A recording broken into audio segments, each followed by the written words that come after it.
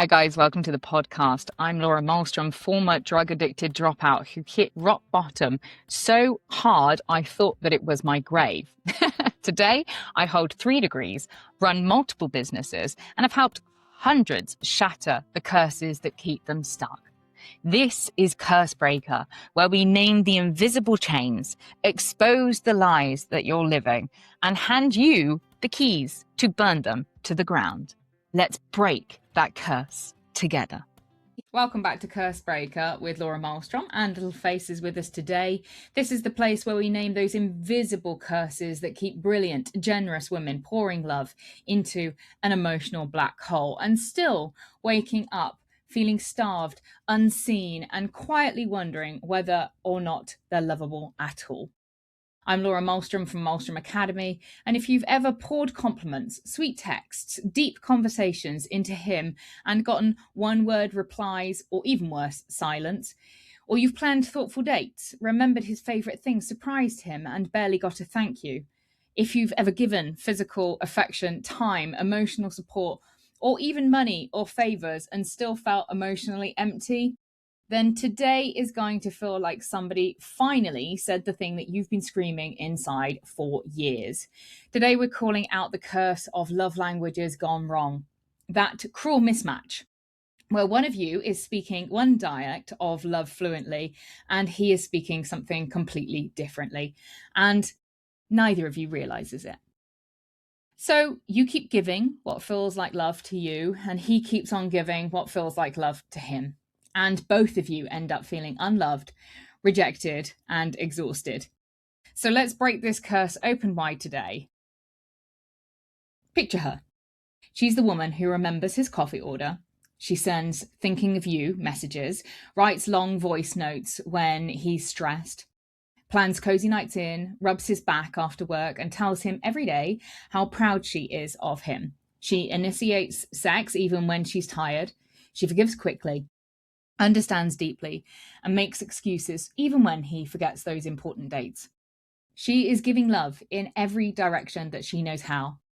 And still, he feels distant. Still, the compliments don't seem to land. Still, he says, "I love you," but it falls flat. Still, she ends up crying in the shower, wondering why her best efforts never seem to reach him. Meanwhile, he thinks that he is showing love, maybe by fixing the Wi-Fi, giving her space when she's upset, buying flowers once in a blue moon, or just being there physically. But she barely registers those things as love. Both are trying, both feel unseen, and both feel unloved. That woman was me, multiple times. And she's the majority of the women that find their way to Maelstrom Academy. They're generous, loving, confused, and quietly heartbroken. Now, today we diagnose exactly why love languages gone wrong turns genuine effort into silent resentment and keeps you trapped in the feeling of, I'm doing everything and it's still not enough. Let's name what this curse actually looks like. The 5 love languages: words of affirmation, quality time, receiving gifts, acts of service, and physical touch, are dialects that we speak naturally and hear love in. When they don't align, love gets lost in translation. You'll recognize the curse when you flood him with words of affirmation and sweet messages and he barely responds or changes the subject. You crave long, uninterrupted conversations with deep eye contact, but he'd rather watch TV side by side in silence. You buy thoughtful little gifts that remind you of him, but he forgets anniversaries or gives generic presents. You help with his life, errands, advice, emotional labor, fixing problems, but he never seems to notice or reciprocate. You initiate touch, cuddles, sex, but he keeps it minimal or pulls away. You're both loving, but in different languages. And because nobody taught you how to translate, the love never arrives. Where does this curse come from? Well, we naturally express love the way that we most want to receive it. That's human. We assume everybody else feels love the same way that we do. Nobody ever sat us down and said, the way that you give love is not necessarily the way that your partner receives it. So you keep speaking your native tongue louder, hoping that he'll finally understand. He does the same. Miscommunication becomes misunderstanding. Misunderstanding becomes resentment. Resentment becomes distance. And the quiet tragedy is that you both wanted the same thing, to feel loved, and you both failed to deliver it through no fault of cruelty, just a mismatch of communication. Now, the real cost, this is where it gets brutal. You feel chronically underloved, even when he says the words. You start keeping score in your head. I do X, Y, Z. Why doesn't he? You question your own lovability. If I'm giving this much and feel empty still, maybe I'm just hard to love. And he does the same, unseen, unappreciated, because his way of loving isn't landing either. Intimacy drops. Arguments increase over small things that are actually screaming unmet needs. You both get tired of trying harder in the wrong language, and both of you pull back. He pulls away further the more that you pull back. The relationship slowly starves.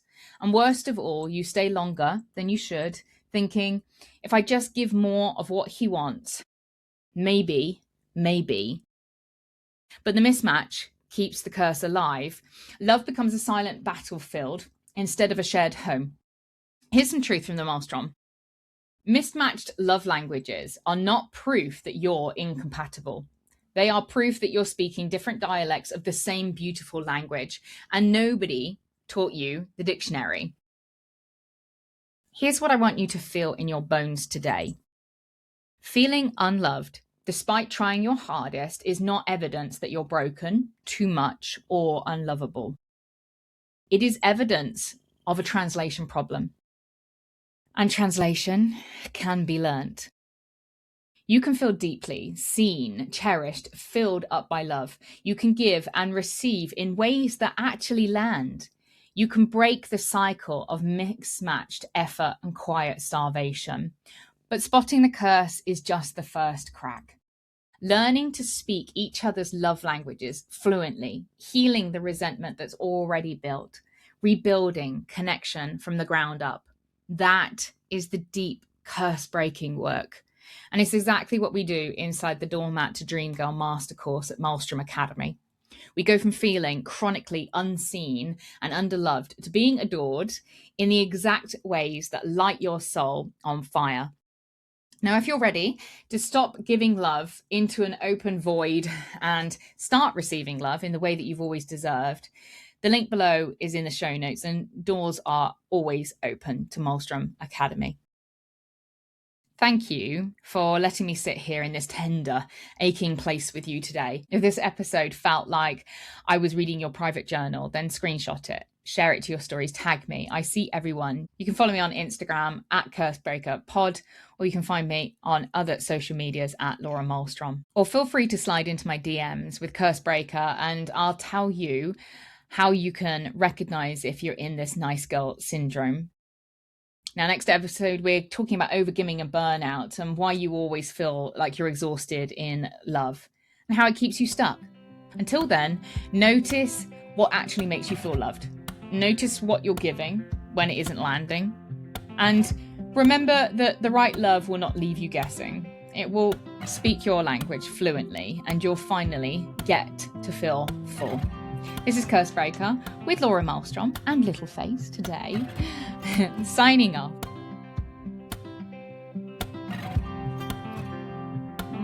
Mwah. You're talking to the birdies. You big brave girl. I love you.